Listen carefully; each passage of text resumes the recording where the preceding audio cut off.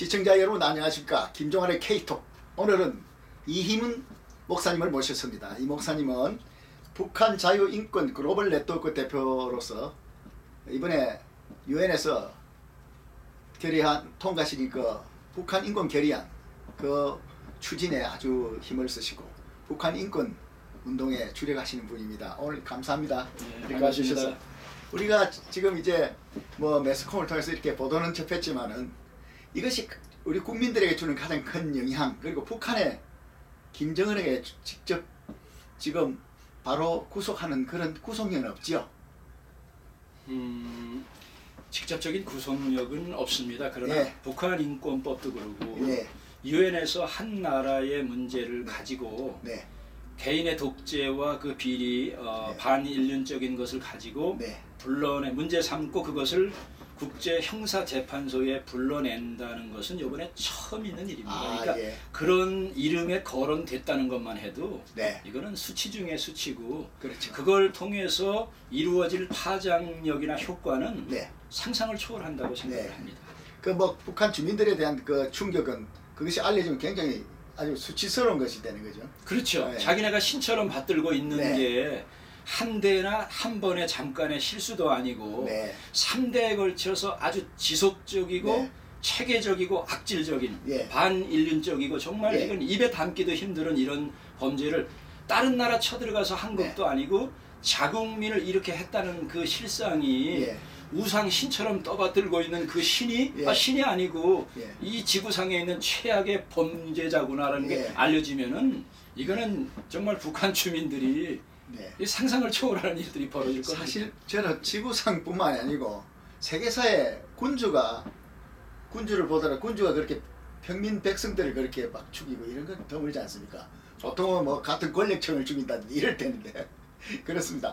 자, 제가 이제 그저께 그 결의안이 통과되자마자 이 문화일보 석간에 이렇게 보도가 잘 돼가지고 가판에서 보고는 사가지고 하도 기분이 좋아서 하루 종일 갖고 다니면서 읽었습니다. 예. 그래서 이 문화일보가 참 가단성 있게 제목을 잘 붙여가지고 북최고 존엄 반인권 주범 국제낭이 찍히다 했는데 그 다음날 조간에는 이렇게 강한 것이 좀 안 보이는 것 같았어요. 그런데 목사님, 저 우리 국민들한테 주는 이 메시지는 뭐 가장 큰 메시지가 뭘까 이제? 저는 우리 국민들이나 정치인들이 예. 역사의 교훈을 좀 바로 깨달았으면 참 좋겠어요. 역사의 교훈. 예, 이것은 네. 그냥 단순한 유엔에서 뭐 결의안 하나 통과됐다는 게 아니라 예.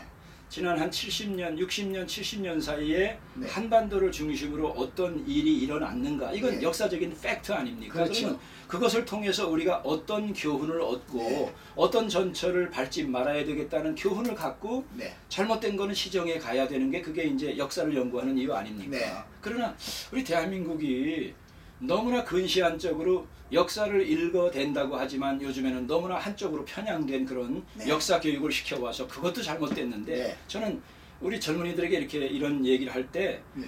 우리나라에 일어난 몇 가지 사건을 제가 화두로 던집니다.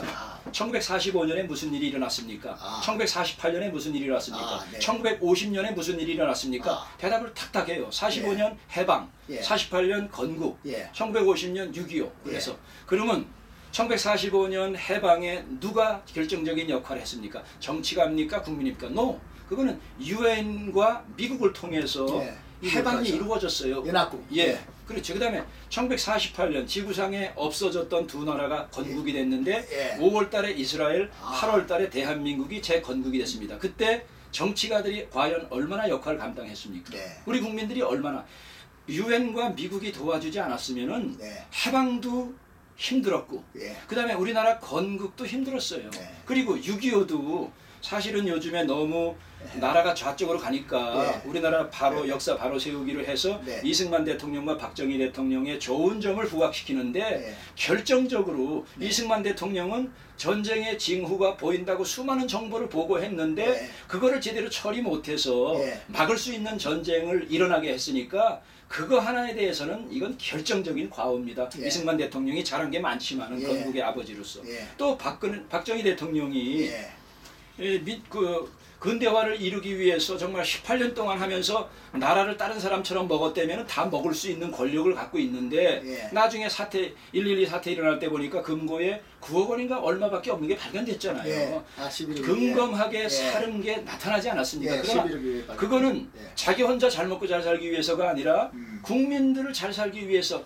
나중에 인혁당 사건으로 김중태 선생도 분명하게 그걸 인정했죠. 예. 민주화와 산업화 동시에 이룬 그 근본인 중에 하나다. 그러나 그분이 독재한 것만은 거짓말할 수도 없고 미화할 수도 없어요. 독재는 독재거든요. 예. 그러면 마찬가지로 6.25 때도 이미 정보 라인을 통해서 국지전이 있었지만은 전면전의 징후가 보입니다라고 하면은 엑셀 라인을 이 현해탄으로 넘어가지 못하게 모든 정치력을 발휘해서 지켰으면은 6.25의 참상을 안 겪을 수도 있었습니다. 그때도 정치인들이 한 게 아니라 정말 3개월 만에 낙동강 오리알 신세가 됐을 때 연합군이라 하지만 거의 다가 미군이잖아요. 예. Freedom is not free, 그 한국전 참전 기념용사에 있듯이 알지도 못하는 나라에 예. 가서 수만 명이 죽고 수십만 명 부상 나오고 예.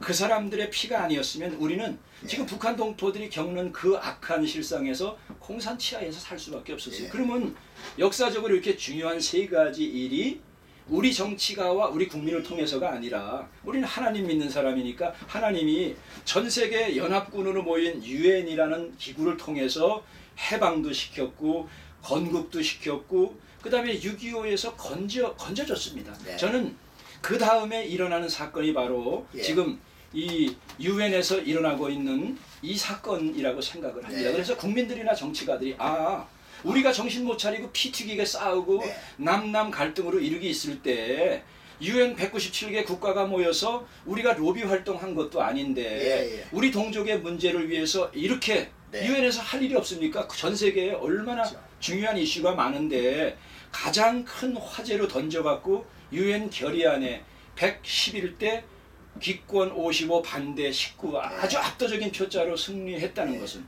이거는 정말 충격적인 일입니다. 그래서 저는 이미 이 일이 이루어지기까지 얼마나 많은 NGO들이 얼마나 많은 교회들이 나서서 2만 7천 명에 이르는 탈북자들을 여기 불러왔고 그 다음에 영국과 일본 전 세계의 수많은 탈북자들이 자기네 나라와 언론 매스컴에 이거는 이런 악이다. 예. 아니 독일이 들어가서 유대인을 죽인 거는 남이 나라인데 이거는 어떻게 해? 예. 전쟁 중에 타국도 아니고 자국의 백성들 예. 돈이 정말 없어서 한다면 모르는데 사치, 향락, 핵무기 만들고 미사일 예. 이거 천문학적인 돈을 쓰면서 300만이 굶어 죽어도 네. 눈 하나 까딱 안 하게 놔두는 정권을 네.